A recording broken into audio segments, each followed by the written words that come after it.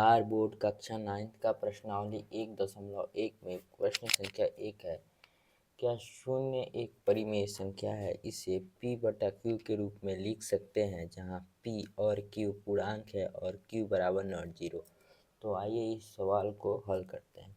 पहले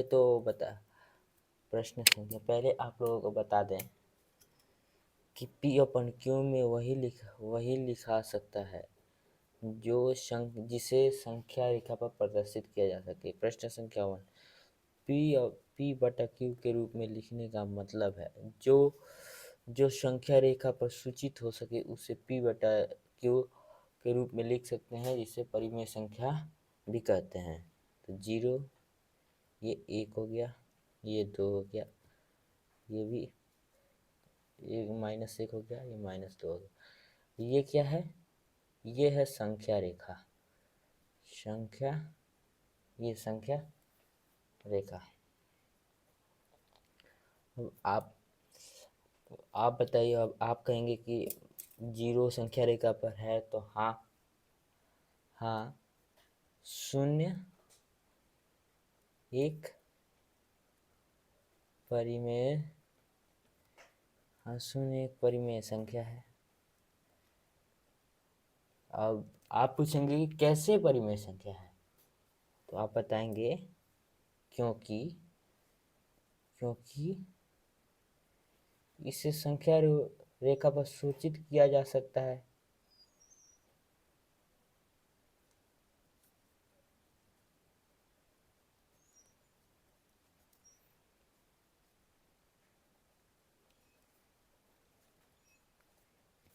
किया जा सकता है।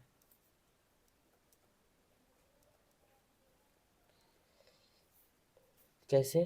0/1 p बटा q के रूप में 0/1 लिख सकते हैं, लेकिन q बराबर नॉट जीरो। अगर आपसे कोई कहेगा कि 1/0 को संख्या रेखा पर सूचित कीजिए, तो आप इसको सूचित कर पाएंगे? बट्टा में 0, ये ऊपर 0 है, नीचे 0, तो बट्टा में इसको 1.0 तो सूचित नहीं कर पाएंगे, लेकिन 1/2 अगर सूचित करना हो तो आप आसानी से सूचित करेंगे। तो आप कहेंगे कि नहीं, 1/0 को हम सूचित नहीं कर सकते हैं। तो ये प्रश्न का उत्तर आ गया। चलिए अब दूसरा नंबर प्रश्न देखते हैं। दूसरा नंबर प्रश्न है, 2 और 4 के बीच 6 परिमेय संख्याएं ज्ञात कीजिए। तो आइए इसको भी देखते हैं। इसको आगे बढ़ा देते हैं। प्रश्न संख्या 2,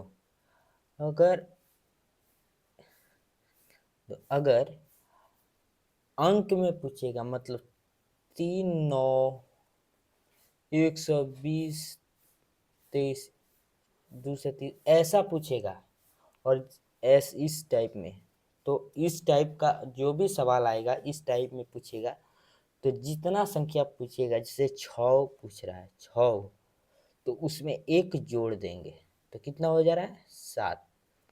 जितना आएगा उसमें 1 जोड़ देंगे तो 7 हो गया। और संख्या क्या है?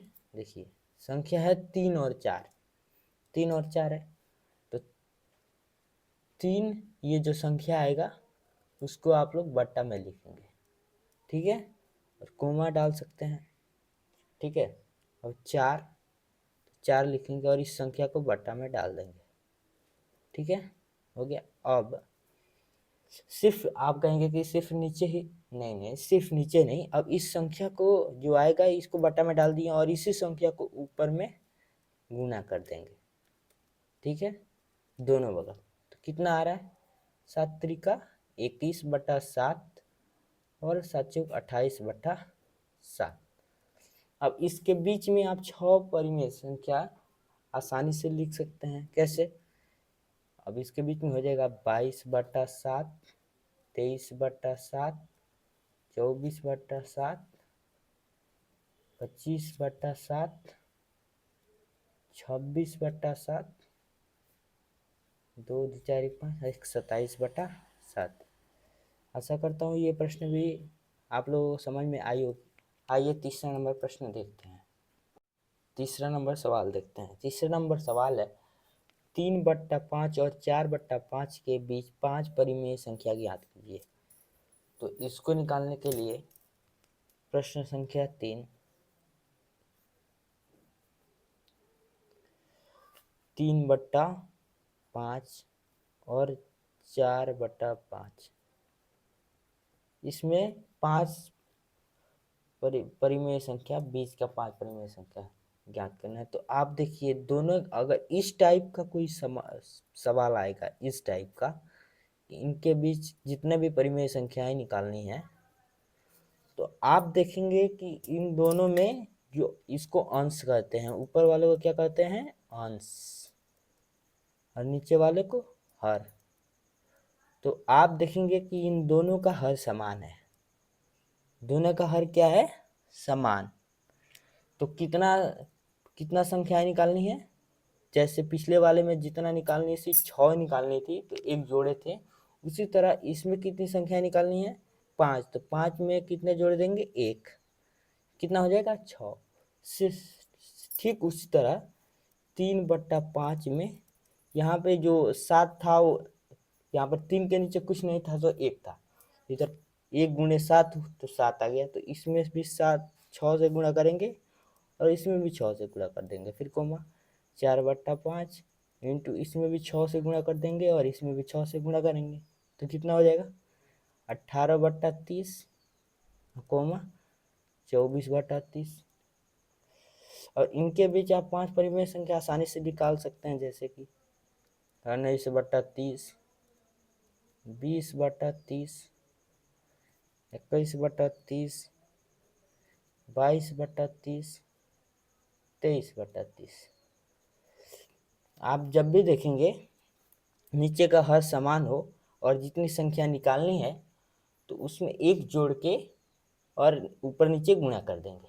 आशा करते हैं यह भी प्रश्न आप लोग को समझ में आई होगी। आइए चौथा नंबर सवाल देखते हैं। चौथा नंबर सवाल है, नीचे दिए हुए कथन सत्य है या असत्य, कारण के साथ अपना उत्तर दीजिए। प्रश्न संख्या 1 है, इसमें से प्रत्येक प्राकृतिक संख्या पूर्ण संख्या होती है। तो आप लोग तो जानते हैं कि पूर्ण संख्या और प्राकृतिक संख्या किसे कहते हैं। पूर्ण संख्या 0 से लेकर जितनी भी संख्याएं हैं, लेकर जितनी भी संख्याएं हैं, भी संख्याएं हैं, उसे पूर्ण संख्या कहते हैं। तो पूर्ण संख्या कहते हैं। और प्राकृतिक संख्या किसे कहते हैं, प्राकृतिक संख्या उसे कहते हैं, पूर्ण संख्या में आने वाली संख्याओं को में आने वाली संख्याओं को पूर्ण संख्या में आने वाले संख्याओं को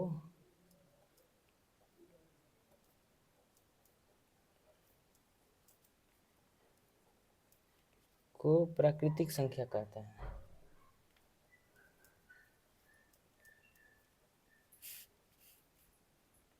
प्राकृतिक संख्या कहते हैं। अब प्रश्न है, प्रत्येक प्राकृतिक संख्या पूर्ण संख्या होती है।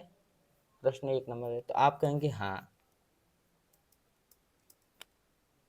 हाँ सत्य है, क्योंकि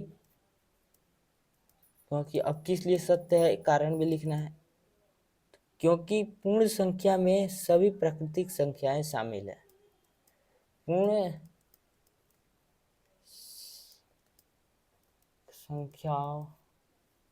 संख्या में सभी प्राकृतिक संख्याएं आते हैं। ठीक है, ये 1 नंबर हो गया, इसका 1 नंबर। अब दूसरा नंबर देखते हैं। दूसरा नंबर है प्रत्येक पूर्णांक एक पूर्ण संख्या होती है। तो आप लोग कहेंगे नहीं, क्योंकि ये कथन असत्य है। अब बताइए क्यों असत्य है। तो आप कहेंगे कि पूर्णांक पूर्णांक में ऋणात्मक, प्रत्येक पूर्णांक एक पूर्ण संख्या होती है। तो क्योंकि पूर्णांक में ऋणात्मक पूर्णांक भी होते हैं, जबकि पूर्ण संख्या धनात्मक होती है। पूर्णांक में ऋणात्मक संख्या वही शामिल होती है, सॉरी इसको ऊपर करना चाहिए। पूर्णांक में ऋणात्मक संख्या भी शामिल होती है, जबकि पूर्ण संख्या में कोई ऋणात्मक संख्या नहीं होती है। पूर्ण संख्या में कोई ऋणात्मक संख्या नहीं होती है।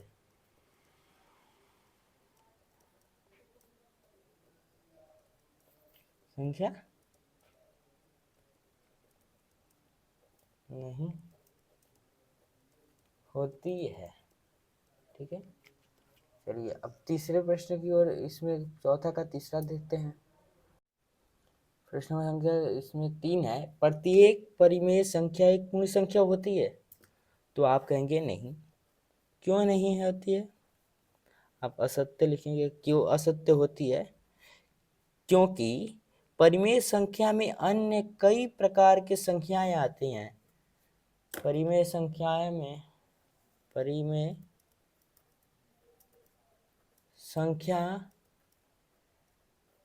में अन्य कई प्रकार की संख्याएं शामिल होती हैं।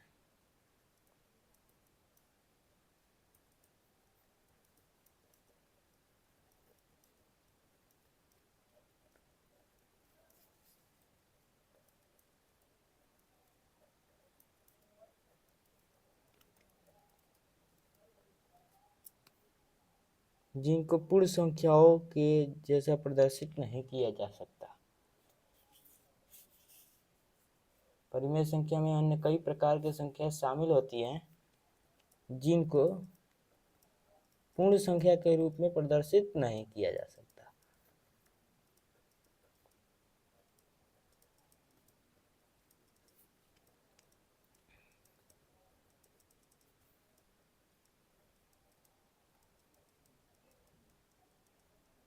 नहीं किया जा सकता